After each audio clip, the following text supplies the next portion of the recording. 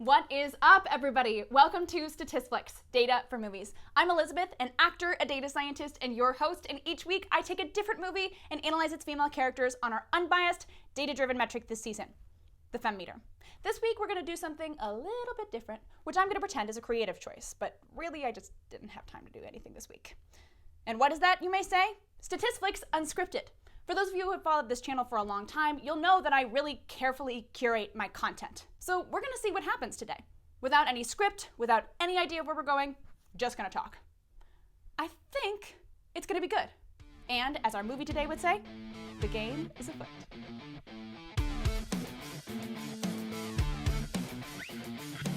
As you may have guessed from our introduction, today's movie is Enola Holmes, the new blockbuster Netflix movie starring Millie Bobby Brown, Helena Bonham Carter, and Henry Cavill. It is a stupendous, charming, delightful movie that I really think you guys should see, following the younger sister of the famous Sherlock Holmes, Enola Holmes, on her first official case to find her mother, Mrs. Holmes, when she suddenly and mysteriously disappears one day.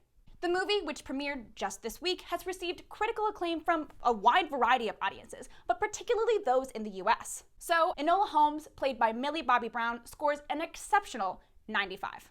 I say exceptional because Millie Bobby Brown, though she is fantastic and famous, is still a child who turned 16 only a few months ago. Though many critics have called her the new Natalie Portman, the acting requires a level of introspection that is usually reserved just for adults, but that doesn't mean that you can't have a very mature actress, such as Millie Bobby Brown, create an exceptional performance. It's actually very uncommon to have actors play the same age as they are to their character. Normally, a character of this high regard is reserved for somebody older. Because Enola Holmes is as fleshed out as she is, she receives full points on the gamut of the FemmeMeter score. That includes the Bechdel test, adversity, empower, billing, and almost full points on screen time. The only thing that she didn't score full points on is advanced career, because frankly, this movie came out like a week ago. There's no way that we could tell whether or not it truly advances her career. I will say that this is the first film that Millie Bobby Brown has produced, which is a huge deal, particularly for someone who is, like I mentioned before, 16. So if I had to guess, I'd imagine that she'd get the full 10 points eventually. Like I mentioned before, Enola Holmes received critical acclaim from a wide variety of audiences, particularly Rotten Tomatoes, where it scores a really solid 92, and Google, where it scores 95 of liked users. Despite the positive acclaim, there was one that didn't seem to love it: IMDb. Now, as an IMDb user with an IMDb profile, I can unequivocally say that IMDb users tend to be more conservative, more snobby, and more traditional. In blanket terms, this movie failed IMDb. Now, of course, there were some comments and reviews that were usual.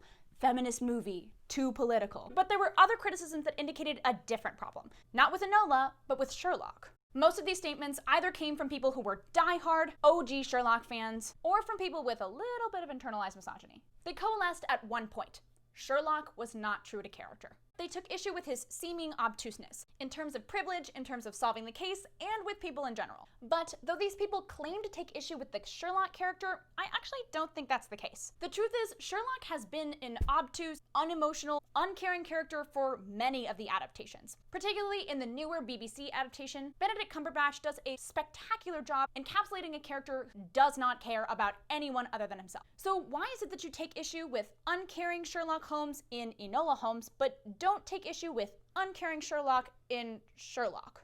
To me, there's a very clear reason. People really do not like women upstaging men, particularly when those men are beloved, historic characters like Sherlock Holmes. One user very helpfully commented, "The men in this movie are brought down so that they can bring up the women." And it's not just a small subsection, it's like 30% of IMDb users who gave this a bad score. And it wasn't like they cheaped out on this character either.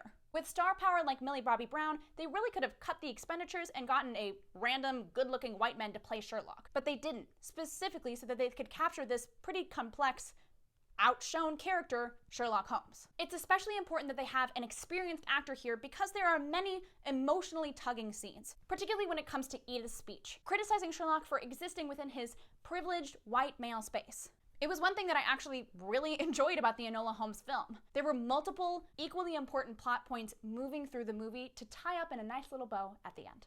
So Enola Holmes, played by Millie Bobby Brown, scores a whopping 95 in the self-titled Enola Holmes. If you have a Netflix account, I would highly recommend going to check this movie out. It is delightful and charming and wonderful, and also has some empowered women and a fantastic cast. Don't forget to like this video, comment about what you liked, and subscribe with notifications to this channel. We are nearing that 150 subscriber mark. 147. Come on, 3 people. I know you can do it. Thanks, guys. See you next time.